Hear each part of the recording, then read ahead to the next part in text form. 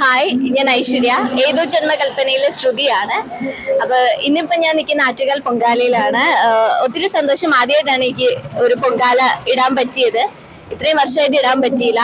ഒരുപാട് സന്തോഷം ഇന്നിവിടെ വരാൻ പറ്റിയതിലും പൊങ്കാല ഇടാൻ പറ്റിയതിലും. മംഗളകരമായി എല്ലാം കഴിയുകയും ചെയ്തു.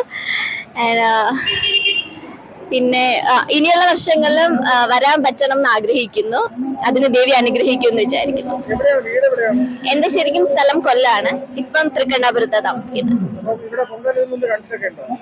ഇല്ല, വന്നിട്ടില്ല. ഇപ്പം ട്രിവാൻഡ്രത്തേക്ക് മാറിയിട്ട് കുറച്ചായിട്ടുള്ളൂ. അമ്മ എല്ലാ വർഷവും വരുമായിരുന്നു. ഇത്തവണ അമ്മയ്ക്ക് വരാൻ പറ്റിയില്ല, പകരം എനിക്ക് വരാൻ പറ്റി. ഞാൻ ഫസ്റ്റ് ടൈം ആയിരുന്നത്.